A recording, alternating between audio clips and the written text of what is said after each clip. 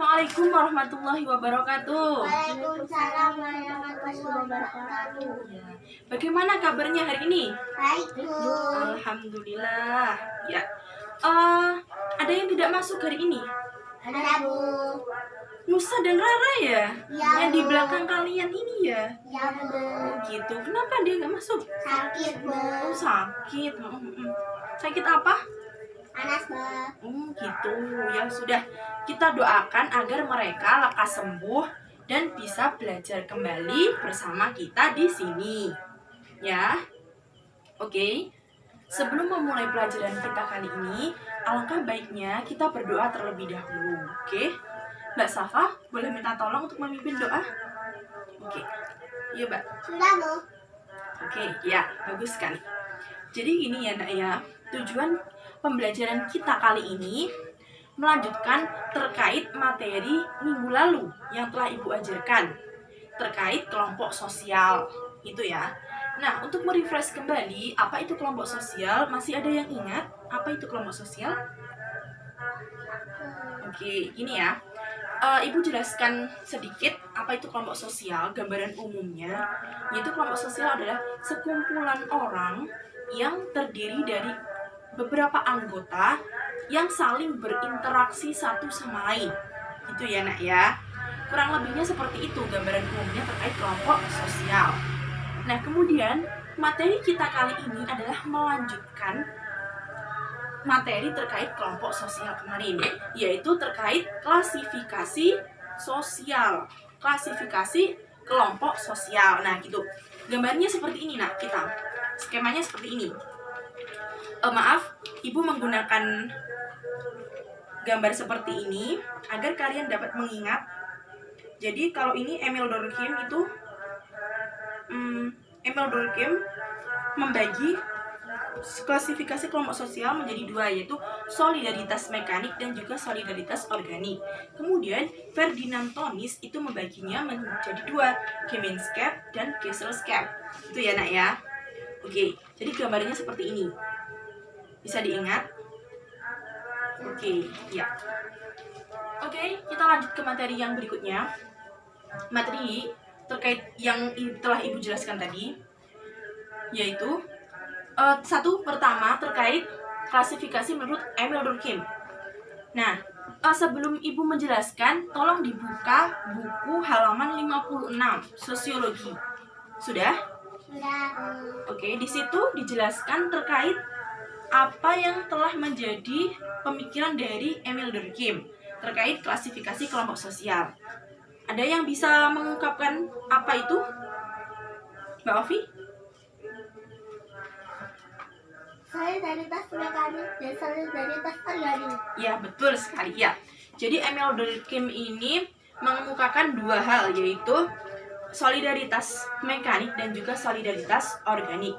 Nah, sebelumnya ada yang tahu apa itu solidaritas? Tidak, Bu. Ya, baik.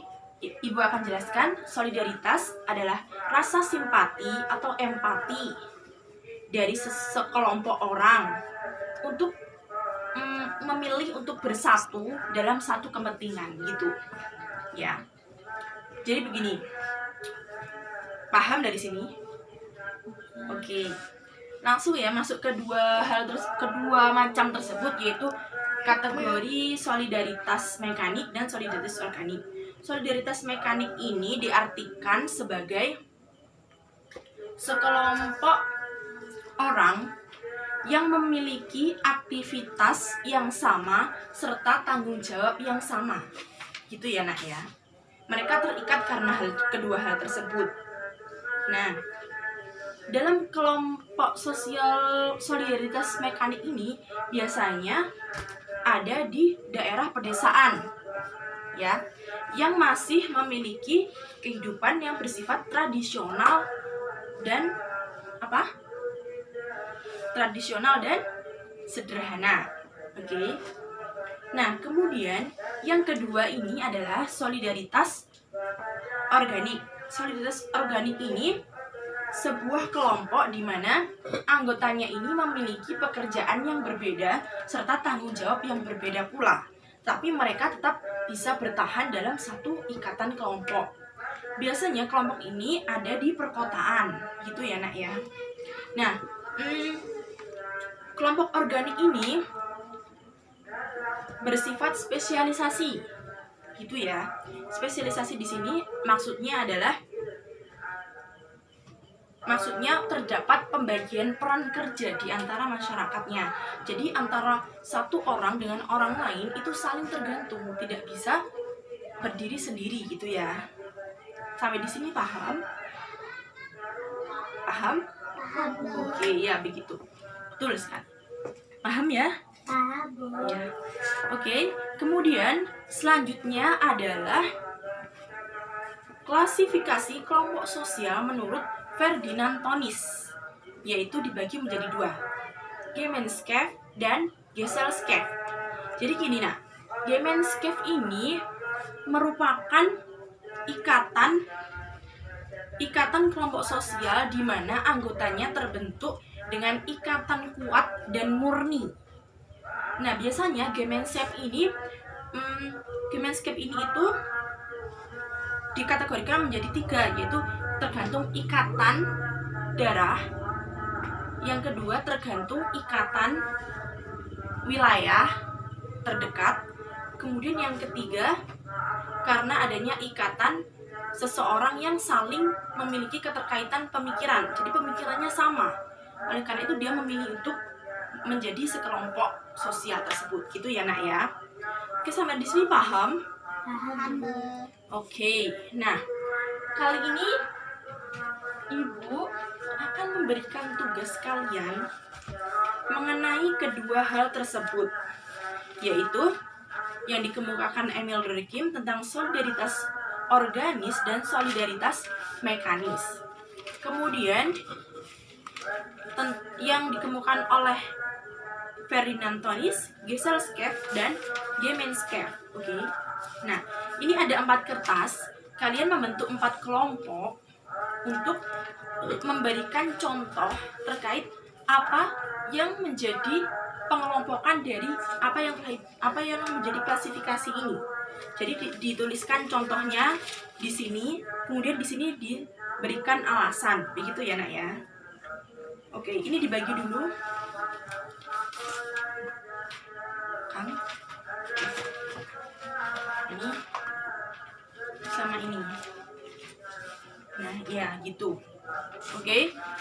Nah, terkait pengumpulannya kapan? Nah, pengumpulannya ini minggu depan, nak ya.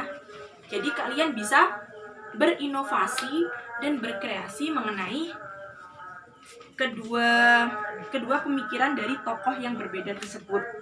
Gitu ya, nak ya. Jadi kalian bisa menggunakan referensi dari buku, internet, ataupun dari pengalaman-pengalaman yang ada di sekitar kalian, gitu ya nak ya. Oke, di sini karena waktunya Ibu akan segera habis, sebelumnya Ibu akan memberikan kesimpulan dari pembelajaran kita kali ini. Oke, tadi kan mendengarkan ya apa yang Ibu jelaskan tadi, mendengarkan? Oke, ya. Yang di belakang juga dengarkan ya. Oke, ya dengar. Alhamdulillah, berarti tidak terganggu ya dengan suara. Ya, oke. Jadi gini nak, sebelum Ibu memberikan intisari dari pembelajaran ini, ada yang bisa membantu Ibu terkait apa yang telah kita pelajari hari ini? Oke, Ibu bantu ya. Jadi gini, pembelajaran kali ini kita mempelajari mengenai klasifikasi kelompok sosial, ya. Klasifikasi kelompok sosial, betul. Yang dikemukakan oleh berapa tokoh tadi? 2 tokoh, ya. Yang pertama Emil Durkheim, yang kedua Ferdinand Tönnies, gitu ya. Emil Durkheim tadi mengemukakan terkait solidaritas mekanik dan solidaritas organik. Solidaritas mekanik bersifat generalisasi ya, karena aktivitas dan tanggung jawabnya sama ya. Kemudian mekanik terjadi di pedesaan, gitu ya nak ya. Oke, kalau organik terjadi di perkotaan. dan organik cenderung spesialisasi terkait peran kerjanya gitu ya. Kemudian yang terkait Ferdinand-Tonis juga ada dua, yaitu Gemeinschaft dan juga Gesellschaft itu ya. Nah, Gemeinschaft ini terjadi ikatan kuat antar anggota, bisa diklasifikasikan menjadi ikatan darah, kemudian ikatan wilayahnya berdekatan, kemudian karena persamaan pemikiran gitu ya nak ya. Kemudian yang Gesellschaft itu adalah terkait apa tadi? Ada yang tahu? Oke, jadi Gesellschaft ini itu ikatannya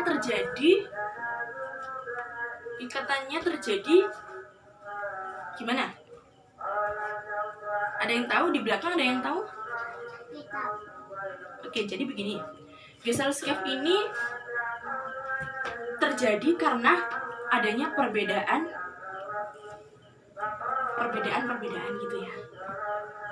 Tapi perbedaan kepentingan gitu ya. Oke, ya begitulah ya pokoknya intinya. Jadi kalian tugasnya adalah mencari contohnya. Oke, mencari contohnya. Boleh, referensinya dari manapun. Boleh. Oke, cantumkan sumbernya jangan lupa. Oke, sampai sini dulu pertemuan kita kali ini. Ibu mohon maaf kepada kalian. Oke. Atas ketidaknyamanan ataupun gimana, ketidaknyamanan karena adanya terganggu suara-suara di musola ini, tapi tidak apa-apa, dinikmati saja. Oke, jangan lupa tugasnya minggu depan. Ibu cukupkan sampai di sini. Assalamualaikum warahmatullahi wabarakatuh.